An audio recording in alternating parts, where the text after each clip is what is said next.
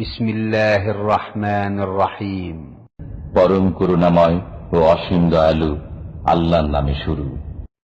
আউযু বিল্লাহি মিনাশ শাইতানির রাজীম। বিসমিল্লাহির রহমানির রহিম। আল কারিআতু মাল কারিআহ ওয়া মা أدراك ما القارعة يوم يكون الناس كالفراش المبثوث وتكون الجبال كالعهن المنفوش فأما من ثقلت موازينه فهو في عيشة راضية وأما من خفت موازينه فأمه هاوية وما أدراك ما هي نار حامية. السلام عليكم ورحمة الله وبركاته. إن الحمد لله نحمده ونستعينه ونستغفره ونعوذ بالله من شرور أنفسنا ومن سيئات أعمالنا من يهده الله فلا مضل له ومن يضلل فلا هادي له وأشهد أن لا إله إلا الله وحده لا شريك له وأشهد أن محمدا عبده ورسوله صلى الله تعالى عليه وعلى آله وصحبه وسلم تسليما كثيرا. أما بعد فأعوذ بالله من الشيطان الرجيم. بسم الله الرحمن الرحيم. القارعة ما القارعة وما أدراك ما القارعة يوم يكون الناس كالفراش المبثوث وتكون الجبال كالعهن المنفوش فأما من ثقلت موازينه فهو في عيشة راضية وأما من خفت موازينه فأمه هاوية وما أدراك ما هي نار حامية. আল্লাহ রাব্বুল আলামিনের যাবতীয় প্রশংসা, যে মহান আল্লাহ আমাদেরকে সৃষ্টি করেছেন এবং একসময় আমাদের মৃত্যু দান করবেন, যিনি হায়াতের মালিক, যিনি মওতের মালিক, যিনি যেমন মানুষের হায়াত সৃষ্টি করেছেন তেমনি মওতও সৃষ্টি করেছেন। আর সেই আল্লাহ রাব্বুল আলামিনের সামনে একদিন আমাদেরকে ফিরে যেতে হবে, উপস্থিত হইতে হবে, হিসাব দিতে হবে। যেই রব্বুল আলামিন অবশ্যই অবশ্যই আমাদেরকে ওঠাবেন সেই বিচার দিবসে, এবং সেই দিন ভালো মন্দের সেই দিন চূড়ান্ত ফয়সালা হবে। সালাত এবং সালাম নাযিল হোক মুহাম্মদুর রাসূলুল্লাহ সাল্লাল্লাহু আলাইহি ওয়াসাল্লামের উপর, যিনি মানুষকে দুনিয়া বিমুখতার শিক্ষা দিতে এসেছিলেন, আখিরাত মুখী করার জন্য প্রেরিত হয়েছিলেন। পরকাল আখিরাত হচ্ছে চিরস্থায়ী জগৎ, যেখানে চিরস্থায়ী হতে হবে, সেখানকার জন্য চিন্তিত হওয়া, সেখানকার জন্য যত্ন নেওয়া, সেখানকার জন্য পরিশ্রম করা, মেহনত করা, এটি হচ্ছে প্রত্যেক জ্ঞানী মানুষের পরিচয়। আর যারা ক্ষণস্থায়ী জগতের জন্য টেম্পোরারি কয়েকদিন রয়েছে, সে কয়েকদিনের জন্য মরিয়া হয়ে উঠেছে, তারা কখনো জ্ঞানী নয়। আল্লাহ রাব্বুল আলামিন যেন আমাদেরকে জ্ঞানী হওয়ার পরিচয় দান করেন, জ্ঞানীদের দলে শামিল করেন, এবং আখিরাতের জীবনকে আল্লাহ যেন আমাদের সুখী করেন, দুনিয়ায় যেন বরকত দান করেন, দিন দুনিয়ার সার্বিক দিক থেকে বরকত দান করেন, এবং আখিরাতের যথাযথ সম্বল নিয়ে যাওয়ার তৌফিক দান করেন। আমাদের আজকের তাফসীর হবে ছোট্ট একটি সূরার, তা হচ্ছে সূরা আল কারিয়া। সূরা আল কারিয়া, সূরা নম্বর হচ্ছে 101। এই সূরায় 11টি আয়াত রয়েছে, ছোট্ট ছোট আয়াত। এই সূরার নাম হচ্ছে আল কারিয়া। এই নামকরণের কারণ হচ্ছে যে এই সূরায় 3 বার করে আল কারিয়া শব্দটি উল্লেখিত হয়েছে। প্রথম আয়াতে দ্বিতীয় আয়াতে, তৃতীয় আয়াত। এই সূরা হচ্ছে মক্কি সূরা, রাসূলুল্লাহ সাল্লাল্লাহু আলাইহি ওয়াসাল্লামের মক্কি জীবনে নাযিল হয়েছে। এই সূরার বিষয়বস্তু হচ্ছে পুনরুত্থান এবং পরকাল। মানুষকে মৃত্যুর পরে ওঠানো হবে, আর সেখানে পরকালে দুনিয়ায় যা কিছু কর্ম করেছে বা করছে তার প্রত্যেকটি বিষয়ের হিসাব হবে, জবাব দিতে হবে। আল ইয়াউমুল আখির, বিষয়বস্তু সহজ ভাষায় পরকাল। জি, ইয়াউমুল বাস, ইয়াউমুল আখির বা আল ইয়াউমুল আখির, আল আখিরা, যেটি হচ্ছে চিরস্থায়ী জগৎ, আর যেখানে সবাইকে হাজির হইতে হবে, যেখানে যাওয়ার ক্ষেত্রে কোনো সন্দেহ নেই, লা রাইবা ফিহ। এ হচ্ছে বিষয়বস্তু। শুরু করি তাহলে তাফসীর। এই সূরা শুরু করা হয়েছে কি দিয়ে? আল কারিয়া। বিসমিল্লাহির রহমানির রহিম। আল কারিয়াতু মাল কারিয়া ওয়া মা আদরাকা মাল কারিয়া। তিনবার করে আল কারিয়া শব্দটি উল্লিখিত হয়েছে। শাব্দিক অর্থগুলি আগে বলি, যাতে করে, যেহেতু আম্মা পাড়ার শব্দগুলি বেশি মুশকিল অন্য সূরার তুলনায়, এটা আপনাদের জানা আছে কিনা, আর প্রত্যেক মুসলিমকে জেনে রাখা উচিত যে আম্মা পাড়ার আর তার সাথে সাথে মক্কি সূরার শব্দগুলি হচ্ছে অর্থের দিক থেকে অনারবদের জন্য, এমনকি আরবদের জন্য কঠিন। জি, কঠিন তুলনামূলক। পক্ষান্তরে মাদানী সূরাতে লম্বা লম্বা আয়াত রয়েছে, শব্দগুলি সহজ রয়েছে, আর মাসলা মাসাইলের বর্ণনা হয়েছে বেশিরভাগ, যদিও আকীদারও কথা রয়েছে, কিন্তু মাসলা মাসাইলে বেশি বর্ণনা হয়েছে, বা কাহিনী, কিসসা কাহিনী উপদেশের জন্য বর্ণনা করা হয়েছে। সুতরাং সেগুলি বোঝা সহজ। ঘটনা বোঝা, কিসসা কাহিনী যদি শোনাই তো খুব মজাও লাগবে, আর সবাই বুঝবে, কাউকে ঘুম আসবে না, তাই না? শুনতে মজা লাগে, ফায়দা যাই হোক না কেন। আর দেশে তো ঘটনা ফায়দার জন্য বয়ান করে না, কিসসা কাহিনী শুনিয়ে টাইম পাস করে আর ওয়াজ করে উপার্জন করে। কিন্তু আসল কিসসা কাহিনীর উদ্দেশ্য কোরআনে কারীম হচ্ছে কিছু শিক্ষা দেওয়া কাহিনী থেকে। যদি কিসসা কাহিনী শুনিয়ে, তাও সত্য কিসসা কাহিনী হইতে হবে, আর শুনিয়ে যদি তা থেকে উপদেশ দেওয়া উদ্দেশ্য হয় বিভিন্ন পয়েন্টের মাধ্যমে, তাহলে সেটা হচ্ছে সার্থক। লাকাদ কানা ফি কাসাসিহিম ইবরাতুল লিউলিল আলবাব। আল্লাহ বলছেন যে জ্ঞানীদের জন্য তাদের ঘটনাবলিতে, কাহিনীতে কি রয়েছে? এবার শিক্ষণীয় বিষয় রয়েছে। তাহলে শিক্ষা দিতে পারলে, আর এমনি ধারাবাহিক শুধু কাহিনী শুনিয়ে চলে যাচ্ছে, কোনো লাভ নেই। আহকাম, মাসলা মাসাইল বুঝা তুলনামূলক সহজ, কিন্তু যদি আকীদার সূক্ষ্ম মাসলা মাসাইল হয় তাহলে সেটা কঠিন। শব্দের দিক থেকেও কঠিন, আর বিষয়বস্তুর দিক থেকেও কঠিন। আমাদের বিষয়বস্তু আকীদার, তাই না? আখিরাত, পরকাল। শব্দও কঠিন আর বিষয়বস্তুটিও কঠিন। একটু সজাগ হয়ে শুনতে হবে, এবং এই ক্ষেত্রে সজাগ হইতে হবে, সতেজ হইতে হবে। যার আকীদা ঠিক নেই তার আমল আর মাসলা মাসাইল ঠিক করা দিয়ে কোনো লাভ হবে না। জি, যেমন সারা রাত কেউ যদি সালাত আদায় করে কিন্তু কেবলা ঠিক নেই, খেয়াল খুশি সালাত আদায় করে নিল, কেবলার খোঁজই করলো না, তো কোনো লাভ নেই। আগে কেবলার সন্ধান, তারপরে নফল পড়া। আল কারিয়া শব্দটি কারা থেকে, কাফ রা আইন। এই কারা মানে কি শাব্দিক অর্থ কে বলতে পারেন? মহাবিপদ, বিকট শব্দ। কারা শব্দের অর্থ হচ্ছে, হ্যাঁ, অনেকে ইংলিশ বলছে, নক বলছে। আমি ইংলিশ চাই না, বাংলা চাই। স্বাধীন করেছেন বাংলা দিয়ে। হ্যাঁ, কি করা? ঠক ঠক করা, ঠক ঠক ঠক, এই ঠক ঠক করা। আবার কেউ বলে খটখট করা, খটখট খটখট, হ্যাঁ, খটখট করে আওয়াজ করা। জি, এই ঠক ঠক করা, এটি হচ্ছে একেবারে কাছের অনুবাদ। আর বাকি সবগুলো অনুবাদ হচ্ছে ভাব অর্থ, শাব্দিক অর্থ, আর একটা হচ্ছে মফহুম, মানে ভাব অর্থ, প্রকাশ করা তার অর্থ। উদ্দেশ্য কি এই ঠক ঠক থেকে? তারা মানে যদি ঠকঠক করা হয়, তারা ইয়াকরাউ, তার আনফাহুয়া কারেউন, তাহলে ইসিম ফাইল হচ্ছে কি? তারেউন, মুজাক্কার। তাহলে এই মুয়ান্নাস কি হবে? তারেআতুন। আর ওতে আল লাগিয়ে দিলে কি হয়ে যাবে? আল কারিয়াত, আল লাগাইলে আর তানবিন হয় না, সুতরাং আর কারিয়াতুন থাকবে না, তখন কি হয়ে যাবে আল কারিয়াতু।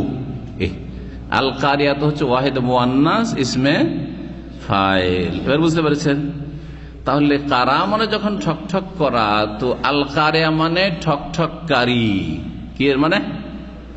ঠকঠককারী, এমন বস্তু বা এমন কিছু যা কি করে ঠকঠক করে আঘাত করে। এই জন্য দরজা কারো ঠকঠক করছেন, এটাকে বলা হয় কারা আল বাব। দরজা কি করেছে? দরজায় ঠকঠক করেছে, জি, আওয়াজ করেছে। এটা শাব্দিক অর্থ। উদ্দেশ্য কি, ভাব অর্থ কি? এই আওয়াজটা যদি আসতে না হয়, দরজার হাতের আঙ্গুলের ঠকঠক নয়, বা সামান্য কিছু চাবি দিয়ে ঠকঠক নয়, যদি বিশাল কোনো কিছু শক্তিশালী বস্তু দিয়ে আঘাত করা হয়, প্রচন্ড জোরে যদি আঘাত করা হয়, তাহলে একটা কি আওয়াজ হবে? বিকট শব্দ হবে। এই জন্য কেউ কেউ ভয়ঙ্কর শব্দ, বিকট শব্দ এসব অর্থ করেছে। তাহলে ওইভাবে গেল অর্থে। যখন এই বিকট শব্দ হয়, তখন মানুষ ভয় পায় কিনা? তাহলে কিছু কোনো বিপদ আছে, এত জোরে কেন আওয়াজ হলো, কোনো বিপদ আছে। তখন কেউ কেউ অর্থ করেছে মহাবিপদ, মহাবিপদ, মহাপ্রলয়, জি হ্যাঁ, ভীতিপ্রদ, কি বলছে, বিপদ, জি, ভয়ঙ্কর বিপদ, জি, এসব অর্থ করা হয়েছে। যে এতগুলি যে অর্থ বাংলা অনুবাদে আছে, তাফসিরে হোক বা অনুবাদে হোক, এইভাবে এই অর্থগুলি এসেছে। কিন্তু আসল অর্থ হচ্ছে কারা একরা মানে কি? ঠকঠক করা বা খটখট করা, নক করা, জি, আঘাত করা, কোনো কিছুতে, কোনো কিছু দিয়ে কোনো কিছুতে আঘাত করা, সে হালকা হোক আর জোরে হোক। এই কারিয়া বলে কি বোঝানো হয়েছে? তাহলে মহাবিপদ কিসের? দুনিয়াতে না আখেরাতে? দুনিয়ার সমাপ্তি আর আখেরাত শুরু।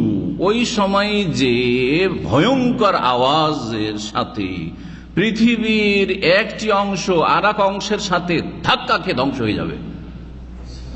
জমিন বিভিন্ন গ্রহের সাথে, নক্ষত্রের সাথে, সূর্য, চন্দ্র, আসমান, জমিন আর পাহাড় পর্বত একটি অপরের সাথে ধাক্কা খেয়ে, সুবহানাল্লাহ, কত জোরের আওয়াজ হবে চিন্তা করেন। আর কিভাবে মুহূর্তের মধ্যে ধ্বংস হয়ে যাবে যখন সিংহায় ফুঁক দেওয়া হবে। হবে না? হবে না? জি হ্যাঁ। এই সময় থেকে শুরু হয়ে যা কিছু ঘটবে জান্নাত এবং জাহান্নামে যাওয়া পর্যন্ত, বিচার হিসাব নিকাশ পর্যন্ত, এটা হচ্ছে আল কারিয়া। এটা হচ্ছে কি? আল কারিয়ার নাম। আল কারিয়া দিয়ে তার নাম দেওয়া হয়েছে। কিসের নাম আল কারিয়া? আখিরাতের, পরকালের একটি নাম হচ্ছে কি? ইয়াউমুল কিয়ামার একটি নাম হচ্ছে আল কারিয়া। ইয়াউমুল কিয়ামা বা আল ইয়াউমুল আখির, এর অনেকগুলি নাম কোরআন এবং হাদিসে এসেছে। আমরা একটু দু চারটা স্মরণ করি, যাতে করে আমরা এই আখিরাতে যার যত বেশি নাম, তাহলে বিষয়টি ভয়ঙ্কর বিষয়। ব্যক্তি হলে বড় বিষয়, ব্যক্তি আছে, না হলে ওনাকে এই নামেও জানা যায়, এই নামেও জানা যায়, এই নামেও চেনে মানুষ, তার মানে কোন সাধারণ মানুষ নয়, তাই না? শাইখুল ইসলাম বললেও চেনে মানুষ, আর ইবনে তাইমিয়া বললেও চেনে, সুবহানাল্লাহ। আর তারপরে মেলা লাকাবে হয়তো চেনে, মেলা কুনিয়াতে চেনে, জি। তো এটা প্রমাণ করে যে তিনি বড় একজন ব্যক্তিত্ব।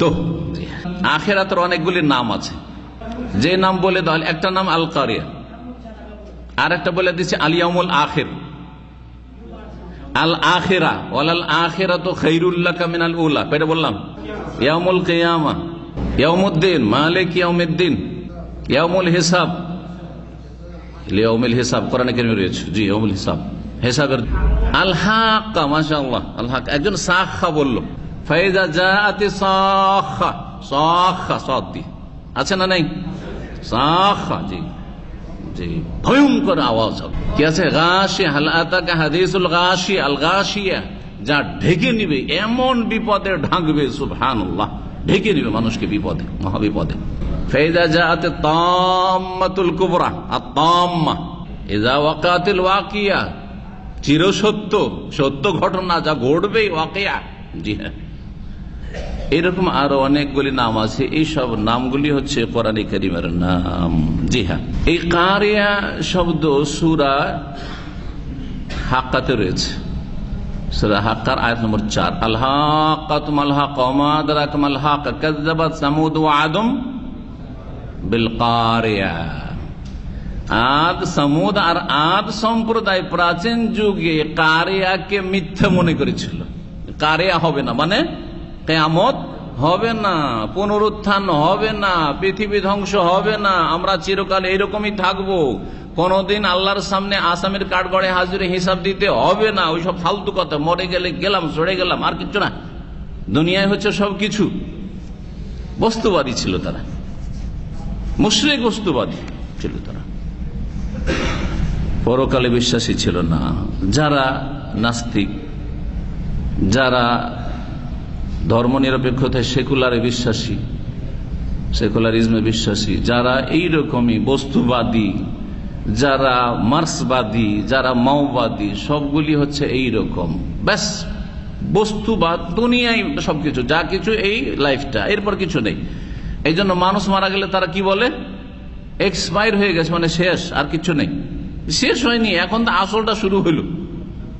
যা কিছু করলে ওটার শুরু হইলো, এখন সাজা শাস্তি যা করেছে এখন পাবে।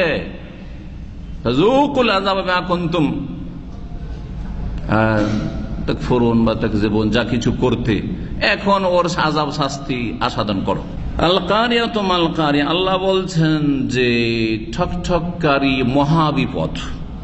দুটোই বলি, ঠকঠককারী শাব্দিক অর্থটাও থাকলো আর ভাব অর্থ থাকলো। ঠকঠককারী মহাবিপদ, ভয়ঙ্কর বিপদ। মাল কারিয়া, মা মানে কি? মা মানে কি বস্তু। আ মানেও কি, কিন্তু শুধু কি, আর মা মানে কি বস্তু, কি জিনিস। মা ইস্তেফাম। হাল মানেও কি, কিন্তু এটা শুধু কি। হ্যাঁ, কিন্তু মাসমুকা, তোমার নাম কি, কি জিনিস, কি বস্তু, এই ক্ষেত্রে মা তখন। তো মাল কারিয়া, কারিয়া ঠকঠককারী মহাবিপদ কি? মাল কারিয়া, আল্লাহ বলছেন কি জানো কি? ওমা আদরাকা মাল কারিয়া, আর তুমি কিভাবে বলবে? ওমা আদরাকা, তোমাকে কোন বস্তুটি জানাবে? মা আইয়ু শাইইন, মা মানে কোন জিনিস, কোন বস্তু। আদরা ইউদরি, হ্যাঁ, আর কা তুমি, তোমাকে আদরা ইউদরি, কে জানাবে? জি, কোন বস্তু তোমাকে জানাবে যে মালকারিয়া ঠকঠককারী মহাবিপদ, ভয়ঙ্কর বিপদটি কি? মানে কিয়ামত, পরকাল, পৃথিবী ধ্বংস হয়ে গিয়ে পুনরুত্থান, আল্লাহর সামনে হাজির হওয়ার সেই যে মহাবিপদের দিবসটি রয়েছে, ভয়ঙ্কর দিবসটি রয়েছে, সেটি কি? কে তোমাকে জানাবে যদি আল্লাহ না জানান? তাহলে আল্লাহ কত আরহামুর রাহিমিন, যে আমাদেরকে সৃষ্টি করে ছেড়ে দেননি, না হলে আমরা রাস্তাই পেতাম না কিছু। আল্লাহ আমাদেরকে জানিয়ে দিয়েছেন যে দেখো এরপর এই হবে, এরপর এই হবে, আর এটাই হচ্ছে, এই দুনিয়াটা হচ্ছে তোমাদের কাজের সুযোগ। স্থায়ী জগতে যদি সুখী হতে চাও তাহলে এই কাজগুলি করো, এগুলো কাজ করিও না। একবার স্পষ্ট করে দিয়েছেন। স্পষ্ট না করে অস্পষ্টও রেখে দিতেন, তবু আমরা যারাই হেদায়েত পেয়েছি তারাও গোমরা হয়ে যেত। এত স্পষ্ট করার পরেও সংশয়ের রোগের শেষ নেই। মাদ্রাসা পড়ে শিরিক আর বেদাত করাচ্ছে, আরবি বুঝে আরবি বলতে পারে, শিরিক আর বেদাত করাচ্ছে। আল্লামা সেজে বসে আছে আর আন্তর্জাতিক খ্যাতি সম্পন্ন মুহাদ্দিস আর মুফাসসিরে কোরআন হয়ে বসে আছে, আর জাতিকে জাহান্নামের দিকে নিয়ে চলে যাচ্ছে। কত শুবহাত, কত সংশয়। এত স্পষ্ট থাকা সত্ত্বেও যাকে বাইয়িনাত বলা হয়েছে, সুস্পষ্ট করে দেওয়া হয়েছে। জি, হুদাল লিন-নাস ওয়া বাইয়িনাতিন মিনাল হুদা ওয়াল ফুরকান। সুবহানাল্লাহ, আলহামদুলিল্লাহ, বলেন আলহামদুলিল্লাহ। ওমা আদরাকা মাল কারিয়া। এখন আল্লাহ নিজেই শোনাচ্ছেন যে কারিয়ার দিবসটি কি, শোনো। ইয়াউমা ইয়াকুনুন নাসু, ইয়াউমা মানে দিন, কানা ইয়াকুনু মুজারের সিগা, ইয়াকুনু মানে হওয়া, তাই না? নাস ইনসান এক বচন, আর ওনাস আনাসি বহু বচন, আর নাস হচ্ছে ইসমে জামা। কেউ কেউ যদিও জামা বলেছে, কিন্তু ইসমে জামা বললে ভালো। নাসুন থেকে আন্নাস মারিফা। কাল ফারাস, কাপ মানে মতো, কাপ মানে কি অমুকের নেই, এই যে নেই বলি মতো, হারফে তাসবিহ, হারফে জার এটাকে বলা হয়। আল ফারাস, ফারাস মানে হচ্ছে পতঙ্গ, ফারাস মানে হচ্ছে পতঙ্গ। জি, এই যে কি বলছে যেগুলো কীট পতঙ্গ বলি আমরা, কি বলি পতঙ্গ, পতঙ্গ যে উড়ে বেড়ায় ছোট ছোট, ফুড়িং মরিং এইসব যে উড়ে বেড়ায় পতঙ্গ। আল মাবসুস, বাসসা ইয়াবুস থেকে ইসিম মাফুলের সেগা মাবসুসুন, মাবসুস মানে বাসসা ইয়াবুস ওয়া বাসসা ফিহা মিন কি বলছে মিন কুল্লি দাব্বা। জি, তারপরে ওয়াবাসসা মিনহুমা রিজালান কাসীরা ওয়া নিসাআ, খালাকাকুম মিন নাফসি ওয়াহিদা, এক মানুষ থেকে আল্লাহ তোমাদেরকে সৃষ্টি করেছেন। তারপরে ওয়াবাসসা মিনহুমা ওয়া খালাকা মিনহা যাওজাহা, তারপরে তার জোড়া হাওয়াকে সৃষ্টি করেছেন। তারপরে এই আদম আর হাওয়া থেকে ওয়াবাসসা মিনহুমা, এই উভয় থেকে রিজালান ওয়াসা, ছড়িয়ে দিলেন একেবারে, বিক্ষিপ্ত করে সারা দুনিয়াতে, কেউ অস্ট্রেলিয়াতে, কেউ জাপানে, কেউ পূর্বে, কেউ পশ্চিমে, সারা দুনিয়াতে মানুষ ছড়িয়ে পড়েছে। আর মানুষের ভিড় ভাড়ে যে দেশে বিভিন্ন দেশের লোক রয়েছে, যদি তাকান আল্লাহু আকবার, কত রং বেরঙের লোক, আর কত রকমের যে আখলাক চরিত্র, আর কত রকমের চলাফিরে। কেউ শরীর ঢাকাটাকে সম্মান মনে করছে, কেউ ন্যাংটা হওয়াকে সম্মান মনে করছে, ভদ্রতা মনে করছে, কেউ ইজ্জত দেখানোকে সভ্যতা মনে করছে, কেউ ইজ্জত ঢাকাকে সভ্যতা মনে করছে। সুবহানাল্লাহ, সুবহানাল্লাহ, এক আদমের সবাই। অবাক হয়ে মাঝে মধ্যে আমি গভীর ভাবে চিন্তা করি, ইন্না লিল্লাহি ওয়া ইন্না ইলাইহি রাজিউন, এটাও আদমের সন্তান যে গোটা শরীরটা ঢেকে আছে, ইজ্জত ঢেকে আছে, আর এটাও আদমের সন্তান। ও সবচাইতে দুশ্মন, তার ঘৃণার বস্তু হচ্ছে তার কাপড় চোপড়, শরীরে কিচ্ছু রাখতে চায় না, কিছু রাখতে চায় না। আল্লাহ রহম করেছে সেই দেশগুলিতে যে শীত আর ঠান্ডা ঠান্ডা দিয়েছে, না হলে কিছুই ঢাকতো না। আলহামদুলিল্লাহ, এটা আল্লাহর রহমত, হিকমত। জি, মাবসুস ইসিম মাফউল শেখা। তাহলে মাবসুস মানে বাস্তা বস্তু মানে যখন বিক্ষিপ্ত করা, ছড়িয়ে দেওয়া, তাহলে মাবসুস মানে বিক্ষিপ্ত বস্তু, যা ছড়িয়ে ছিটিয়ে যায়, যা ছড়িয়ে ছিটিয়ে। তাহলে এখন তরজমা, ইয়াউমা ইয়াকুনুন নাস, যেদিন মানুষ হয়ে যাবে বা হবে, কাল ফারাশিল মাবসুস, বিক্ষিপ্ত পতঙ্গের মতো, বিক্ষিপ্ত পতঙ্গের মতো। জি, আমরা আমাদের আঞ্চলিক ভাষায় বলি, আপনারা বলেন কিনা, যে মরণের পাখা হয়েছে। কেউ যদি বেশি বদমাইশি করে তো কি বলে, বেশি যদি বাড়াবাড়ি করে তো কিছু ওর মরণের পাখা হয়েছে, মানে আল্লাহর কোন আযাব বিপদ আপদ আসবে, বেশি বাড়াবাড়ি করলেই পড়বে, বাড়লে পড়তে হবে। বাড়লে কি করতে হবে, বেশি বাড়লে পড়তে হবে। যেই গাছ তাড়াতাড়ি বাড়ে সেই গাছ তাড়াতাড়ি সামান্য বাতাসে পড়ে। তো বেশি বাড়াবাড়ি করলে অবশ্যই একদিন পড়তে হবে, বেশি অত্যাচার করলে একদিন অত্যাচারিত হইতে হবে। বেশি পাপে হলে আল্লাহর পাকড়াও হঠাৎ করে চলে আসবে। এগুলি কথা জ্ঞানীদের কথা, যা কোরআন এবং হাদিস দ্বারা সমর্থিত। যখন কোন জায়গায় আগুন জ্বালানো হয়, তখন দেখবেন আশেপাশে যত পতঙ্গ আছে সব কি করে, উড়ে উড়ে আসে। এগুলিকে ফারাস বলা হয়। কি বলা হয়? ফারাস বলা হয়। আর এসে কোনো চিন্তাই করে না, আগুনে ঝাঁপ দেয়। ও আলো দেখলে ছুটে আসে অন্ধকার থেকে, আর কি করে, ওই আগুনে ঝাঁপ দেয় আর পুড়ে মরে। চারিদিক থেকে ছুটে আসছে, বিক্ষিপ্ত হয়ে চারিদিক থেকে ছুটে আসছে এই পতঙ্গগুলি। কিয়ামতের দিনে যখন সিংহায় ফুঁক দেওয়া হবে, প্রথমটি হলো, দ্বিতীয় হলো, এটা হচ্ছে গবেষকদের মত, কেউ কেউ তিনটি বলেছেন। এক কথায় কবর থেকে এখন উঠা শুরু হলো। আল্লাহর হুকুম হলে এখন কি কবর থেকে উঠবে। ইয়াউমা ইয়াখরুজুনা মিনাল আজদাসি খুশান আবসারুহুম ইয়াউমা ইয়াখরুজুনা মিনাল আজদাস কাআন্নাহুম জারাদুম মুনতাশির। আল্লাহ আয়াতে বলছেন, সূরা কামরের আয়াত নম্বর 7 আল্লাহ বলছেন যে যেই দিন আজদাস মানে কবর থেকে যেদিন মানুষরা উঠবে, এই দৃশ্যটা কেমন হবে, যেমন জারাদুন মুনতাশির। জারাদ মানে হচ্ছে পঙ্গপাল, এক ধরনের ফড়িং যেটা আরব দেশে পাওয়া যায়। আর আরবরা খুব ওই রকমই টেস্টের সাথে স্বাদের সাথে খায়, যেমন বাঙালিরা চিংড়ি মাছ বড় মজা করে খায়। কথা বুঝতে পারছেন না? চিংড়ি মাছ আপনাদেরকে যত মজা লাগে আর কাউকে মজা লাগে? ব্যক্তিগত আমি বলছি, চিংড়ি মাছ খুবই মজা লাগে। ছোটকালে সবচেয়ে প্রিয় ছিল, কিন্তু যখন জানলাম যে চিংড়ি মাছের সবচেয়ে বেশি চর্বি কোলেস্ট্রল আছে, তখন একটু সাবধান। কিন্তু অনেকে সাবধান ও বুঝেই না, মজা লাগলি খায়, ঠিক না? তো আরবরা এই পঙ্গপাল মানে জারাদ খায়। জারাদ যখন আসে আরবে, যে এলাকাগুলিতে বিশেষ করে জারাদ এই পঙ্গপাল আসে, এত বেশি একবার মদিনায় আমাদের ছাত্র জীবনে সুবহানাল্লাহ, এত বেশি, যেখানে রাস্তায় বিছিয়ে আছে, এমনকি মসজিদে নববীর ভিতরে পর্যন্ত বিছিয়ে গেছে, এসে দেখছি এত বেশি পঙ্গপাল যখন উড়ে এত বেশি বিক্ষিপ্ত হয়ে এদিক থেকে ওই দিক, এদিক থেকে ওই দিক ছোটাছুটি করছে। আল্লাহ ওটাকে বলছে মুনতাশির। মানে এই মাবসুস, মুনতাশির মানে বিক্ষিপ্ত, ইনতাশারা মানে ছড়িয়ে পড়া, বিস্তৃত হয়ে যাওয়া।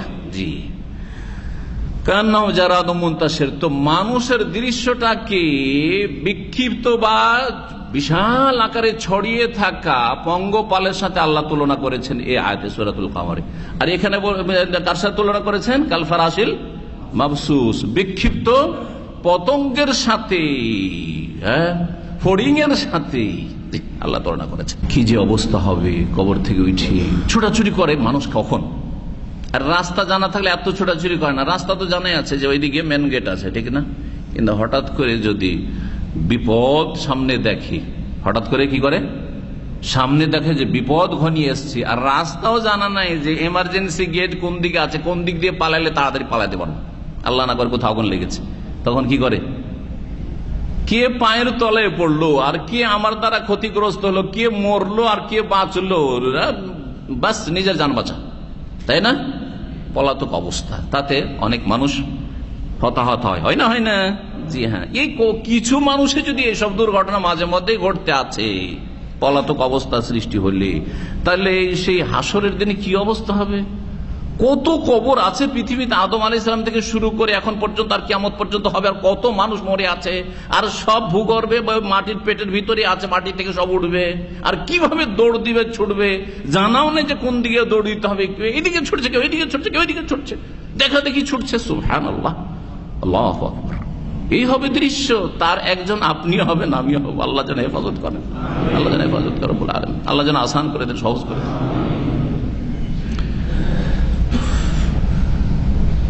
মানুষের অবস্থা তো এটা হইল।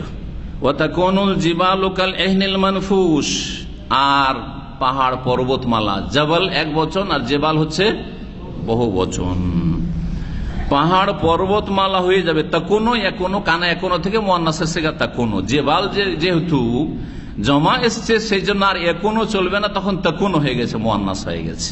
জি হ্যাঁ, জমার ক্ষেত্রে, জামা তাকসিরের ক্ষেত্রে তখন মুয়ান্নাসের মতো আচরণ করা হয় আরবি গ্রামারে।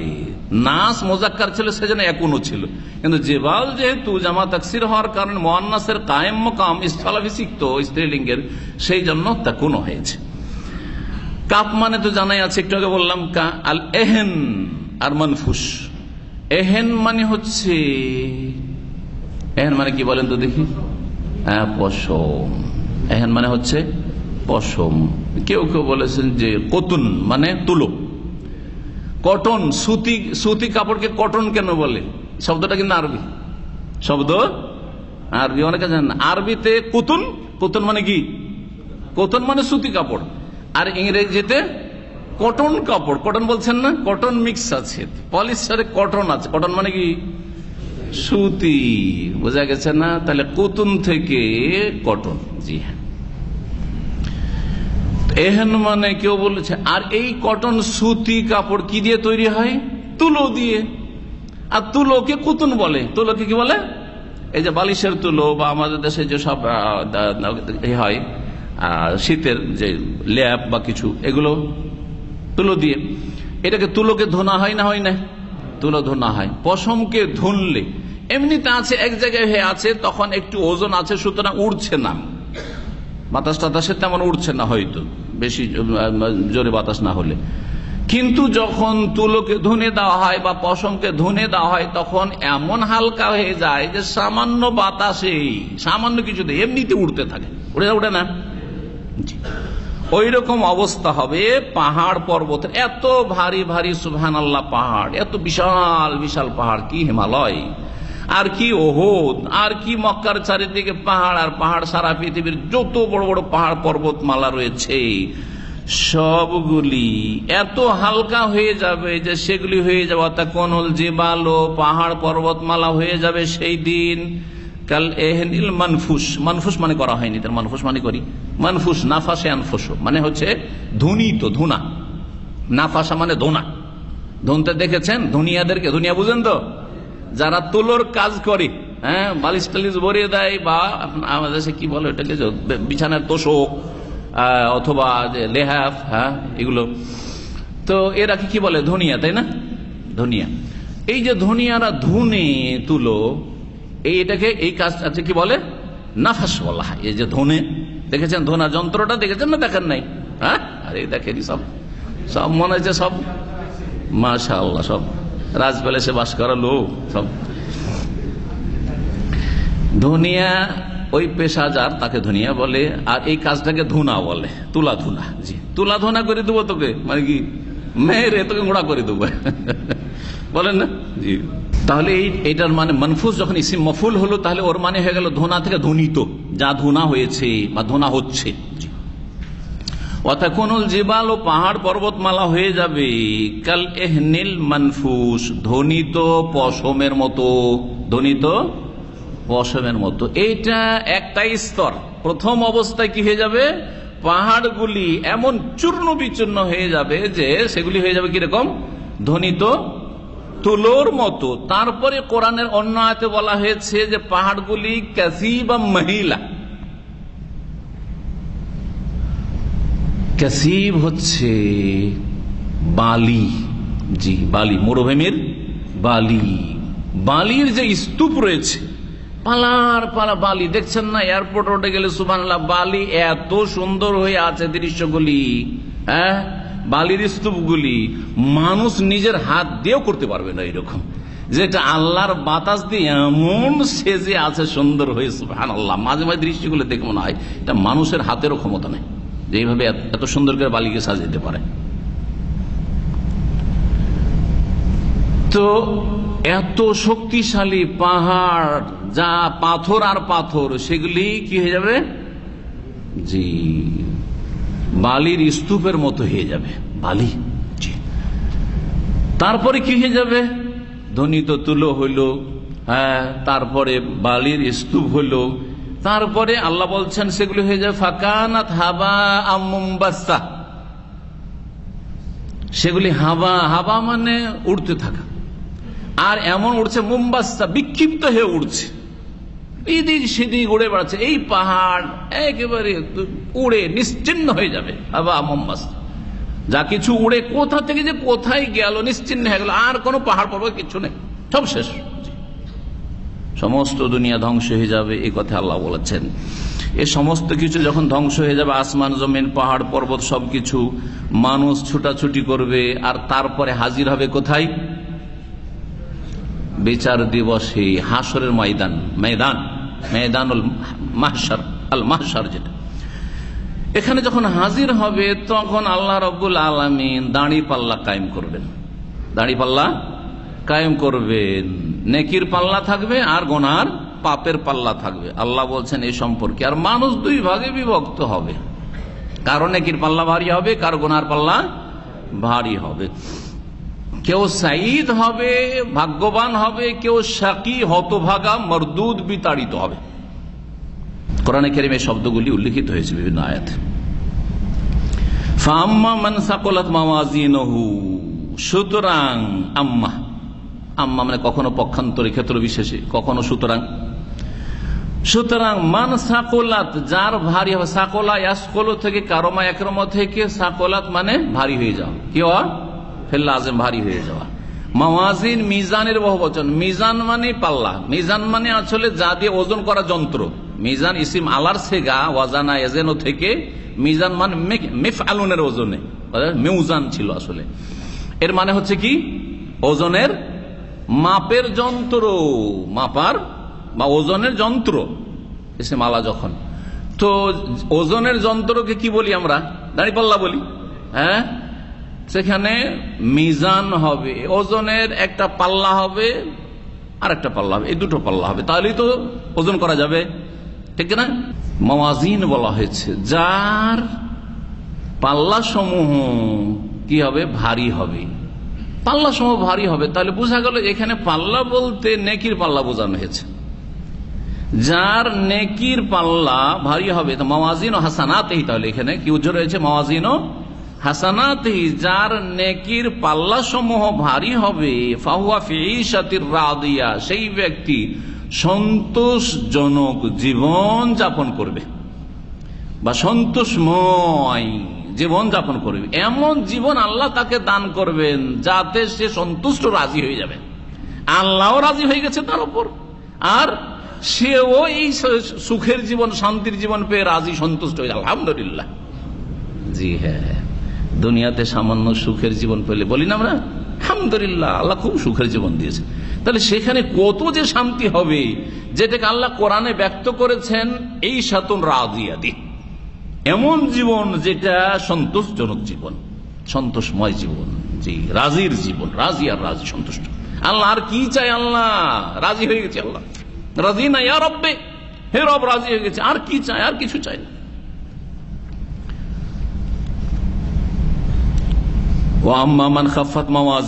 পক্ষান্তরে খাফা ইয়াখিফু মানে হচ্ছে হালকা হয়ে যাওয়া, খাফা ইয়াখিফু মানে হালকা হয়ে যাওয়া, এখান থেকে খফিফ, খফিফ মানে হালকা, আর সাকওয়ালা থেকে সাকিল, সাকিল মানে ভারী।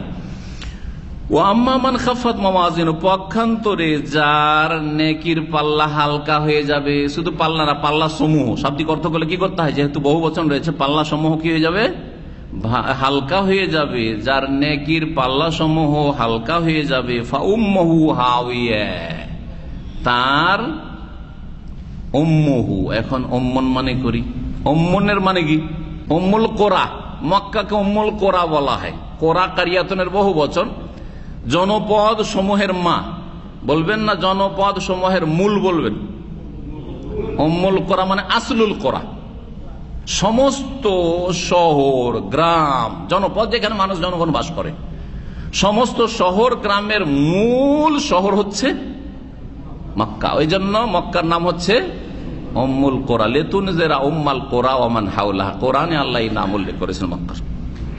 তো উম্মুন মানে একটা হচ্ছে আসল, মূল।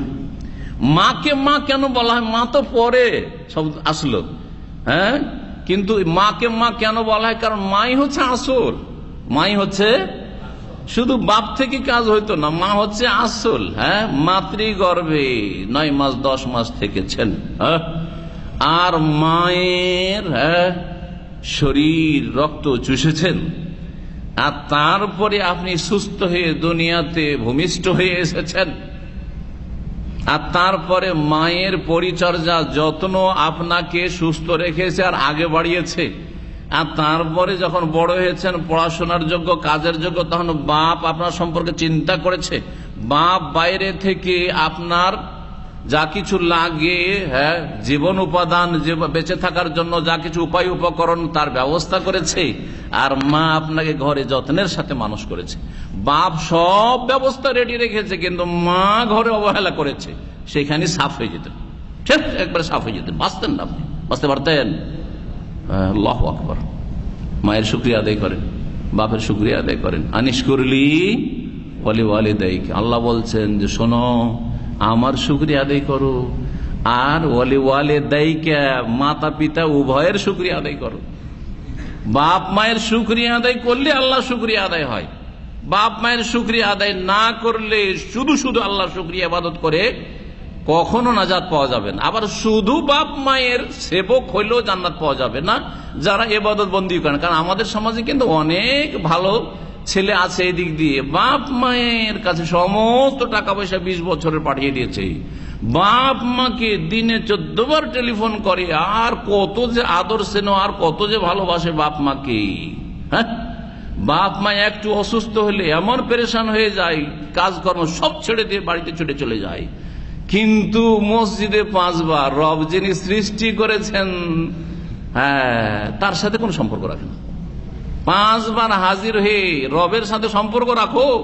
যেই মালিক মাতৃগর্ভে না পাঠাইলে তোমার মায়ের কোনো ক্ষমতা ছিল না, তোমার বাপের তোমাকে দুনিয়াতে টেনে নিয়ে আসার কোনো ক্ষমতা ছিল না। বড় বড় পয়সাওয়ালার নিঃসন্তান বন্ধা হয়ে আছে, হাই হাই করছে, কোনো ব্যবস্থা পাচ্ছে না। সুতরাং আগে রবকে চেনো, তারপরে রব যাকে চিনতে বলেছে তাকে চেনো, তারপরে তাদের হক আদায় করো। জি, আল্লাহ তা'বুদু ইল্লা ইয়াহু ওয়া বিল ওয়ালিদাইনি ইহসানা। ইবাদত আগে একমাত্র তার করো, রবের করো, শিরিক করিও না। তাওহীদ শিখো, তাওহীদ প্রতিষ্ঠা করো, তারপরে ওয়াবিল ওয়ালিদাইনি ইহসানা, মাতা পিতার সাথে সদ্ব্যবহার সদাচরণ করো। এই হচ্ছে ইসলাম। আগে আল্লাহর হক বুঝো আর তারপরে বান্দার হক বুঝো, দুটো নিয়ে চলো, তাহলে আখিরাতে সুখী হইতে পারবে। উম্মুহু হাবিয়া বলছিলাম, উম্মুন, আসল, উম্মুন মানে মা, উম্মুন। আরবরা আরবি ভাষাতে মস্তিষ্কের যে মগজ রয়েছে একে উম্মুদ দেমাগ বলে। কি বলে? উম্মুদ দেমাগ। উম্মুদ দেমাগ, যে দিমাগ আছে, দিমাগ শব্দটা আমরা বাংলাতেও বলি, তাই না? মস্তিষ্কের যেটা আসল, এটা যেটা খারাপ হয়ে গেলে আপনি পাগল, কোনো মূল্য নেই। আপনার এত সুন্দর বডির কোনো মূল্য নেই, আপনার কথার কোনো মূল্য নেই, কি বলছেন আপনি নিজেই জানেন। কত বড় নিয়ামত আল্লাহ দিয়েছেন উম্মুদ দিমাগ। তো এখানে এই অর্থ কি কোন মুফাসসিরিনগণ করেছেন যে এখানে ফাউম্মুহু মানে উম্মুদ দিমাগ, আর হাওয়া, হাওয়া শব্দটি হাওয়া ইয়াহবি থেকে ইসিম ফাইল ওয়াহিদ মুআন্নাস। হাওয়া ইয়াহবি, হাওয়া, হাওয়া ইয়াহবি মানে ঝুঁকে যাওয়া, ওপর থেকে পড়ে যাওয়া, ওপর থেকে নিচে কোনো কিছুর পড়া, এটাকে কি বলা হয়? হাওয়া। এই জন্য কেউ কারো দিকে বা কোনো কিছুর দিকে ঝুঁকে গেলে সেটাকে হাওয়া বলা। ইত্তেবাউল হাওয়া, কুপ্রবৃত্তির অনুসরণ। এই ক্ষেত্রে হাওয়া বলছি, এই শব্দটি এখান থেকে। হাওয়া কেন বলা হচ্ছে কুপ্রবৃত্তি? কারণ আল্লাহর দিকে না ঝুঁকে সে অন্য কোনো দিকে ঝুঁকে গেছে, সংশয় শুবহাতের দিকে ঝুঁকে গেছে, আর না হলে শাহওয়াতের দিকে ঝুঁকে গেছে। মনের কামনা বাসনা পূরণের দিকে ঝুঁকে গেছে, না হলে সন্দেহ সংশয় আর দিনের ক্ষেত্রে ফিতনা, ওই দিকে ঢুকে গেছে, ওই দিকে ঝুঁকে গেছে। ঝুঁকতে হবে কোন দিকে? আল্লাহর দিকে ঝুঁকতে হবে, আল্লাহর আদেশ নিষেধের দিকে ঝুঁকতে হবে, আল্লাহর ইবাদত বন্দেগীর দিকে ঝুঁকতে হবে। সেদিকে না ঝুঁকে অন্য দিকে ঝুঁকে, সেজন্য সেটাকে বলা হয় আল হাওয়া। আর এরকম লোককে বলা হয় মুত্তাবিউল হাওয়া।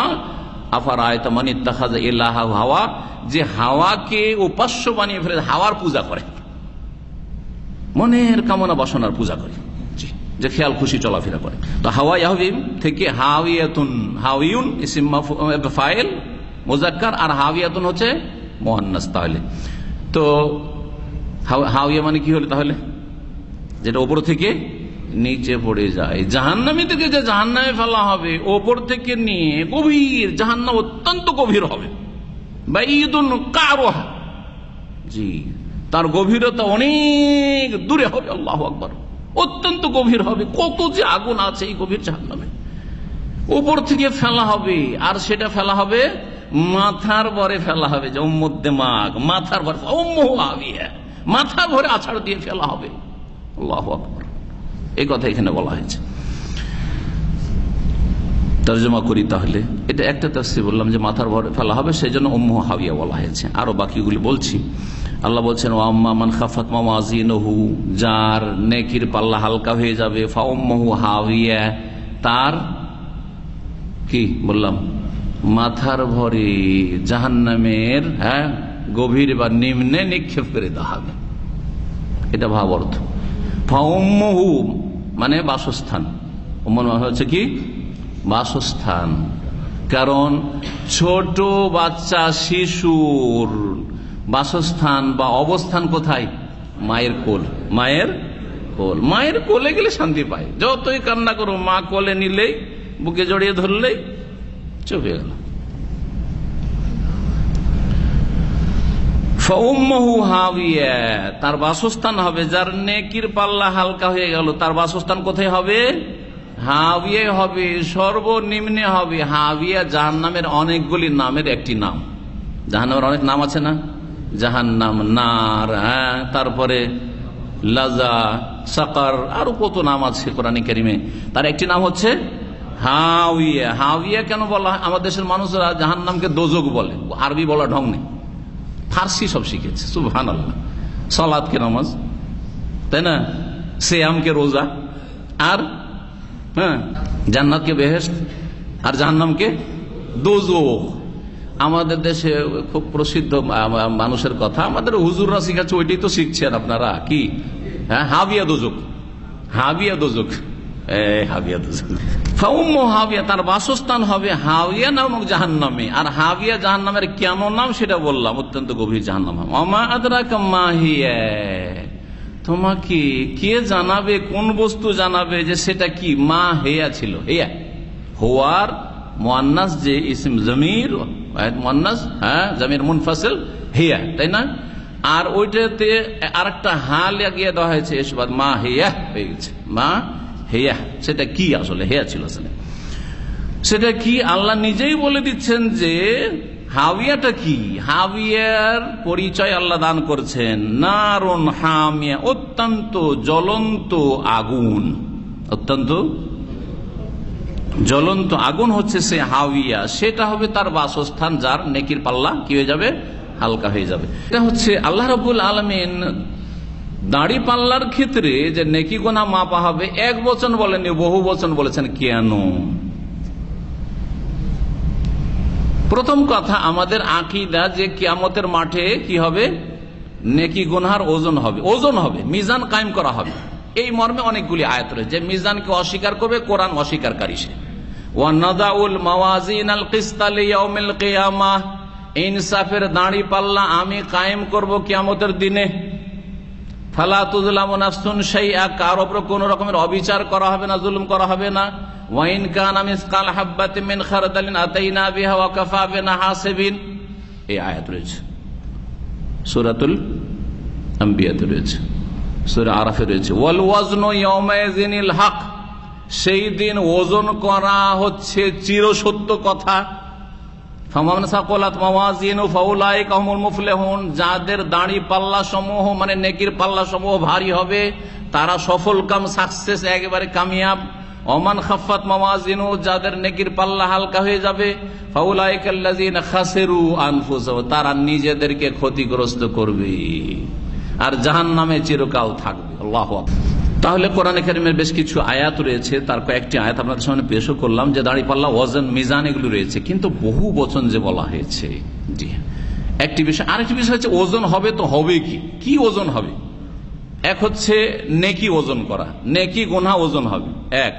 দুই নম্বর হচ্ছে নেকি যে আমল নামাতে, কর্মলিপিতে লিখা আছে সেই বইগুলি, সেই বইগুলি ওজন হবে, সেই পেপারগুলি ওজন হবে। বুঝতে পারছেন না? পারছেন না? আমল নামা তো বুঝতে পারছেন। আমল নামা মানে কর্মলিপি, যাতে লিখা আছে কাজকর্ম, নেকি লিখা আছে, গুনাহ লিখা আছে, সেগুলি ওজন হবে।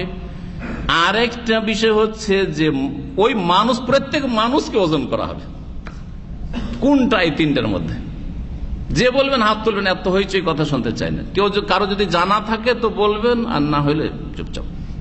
কি ওজন হবে? শুধু নেকি গুনাহ ওজন হবে, না যেই খাতা কপিতে নেকি গুনাহ লেখা আছে আমল নামায় সেগুলি ওজন হবে, নাকি ওই মানুষটাকে ওজন করা হবে? আরে একজনকে বলতে বলছি, বলবেন হাত তুলবেন। আমল নামা ওজন হবে এক, আমল ওজন করা হবে, মানে নেকি গুনাহটাই ওজন করা হবে। জি হ্যাঁ, আজকাল যখন মানুষ কতটা গরম, কতটা ঠান্ডা, কতটা বেগে বাতাস বইছে, সবকিছু ওজন করে নিচ্ছে। জ্বর কতটা শরীরে আছে, থার্মোমিটারে কয় টাকার 5 থার্মোমিটারে আপনার ওজন করে দিচ্ছে।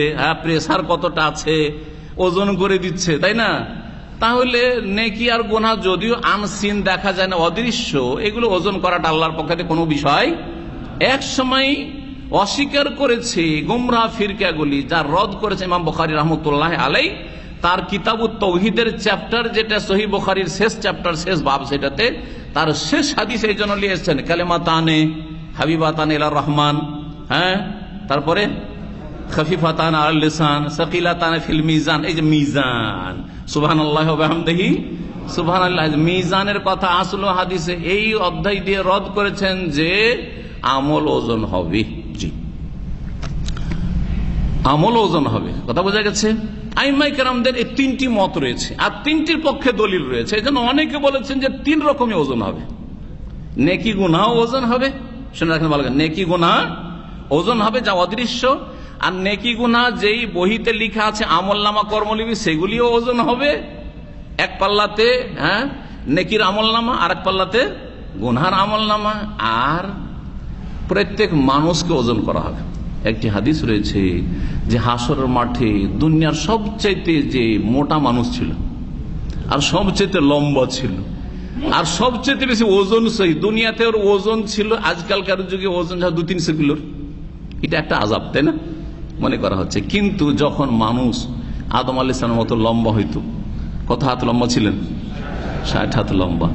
আর কমতে কমতে 60 হাতে 30 হাত 20 হাতও যদি হয় তো 3.5 চাইতে তো অনেক বড়, তাই না? আস্তে আস্তে না কমেছে। তো এই যে ওজন আমরা এখন 3.5 পৌঁছেছি, তাদের ওজন কত ছিল? তাহলে অনেক ওজন সহি মানুষ। ওজন সহি একদিক যে বডির ওজন, আর একটা হচ্ছে প্রভাবের দিক দিয়ে ওজন। আমরা বলছি না অনেকজন ওজন সহি মানুষ, তার মানে কি অনেক মোটা, অনেক প্রভাবশালী, অনেক ক্ষমতা তার হাতে, অনেক প্রভাব আছে তার সমাজের ওপর, একটা দাপট আছে। এক সমাজে একজন ওজন সহি মানুষ, জি হ্যাঁ ভাই আমার একটা ওয়েট আছে, বলছেন না আমার একটা ওয়েট আছে, অমুকের একটা ওয়েট আছে, এই শব্দগুলি ব্যবহার করছেন কিন্তু আপনারা। যেই লোকটার দুনিয়াতে অনেক ওজন ছিল, প্রভাব ছিল, ক্ষমতা ছিল, দাপট ছিল, অথবা বডির ওজন অনেক বেশি ছিল, কিন্তু তার বদ আমল পাপের কারণে আল্লাহর কাছে তার ওই যে মাছির বা মশার ডানা পরিমাণও কোনো ওজন থাকবে না, কোনো ওজন থাকবে, কোনো মূল্য থাকবে না, মূল্যহীন সেই ব্যক্তি জাহান্নামে চলে যাবে। সবগুলি দলিল নিয়ে আসার সময় নাই, কিন্তু এই তিনটি মতই রয়েছে, আর 3 রকমই হইতে পারে। এই জন্য হইতে পারে বহু বচন নিয়ে আসা হয়েছে। বহু বচন আমলও ওজন হবে, আমল যাতে লিখা আছে আমল নামা তাও ওজন হবে, ব্যক্তি ওজন হবে।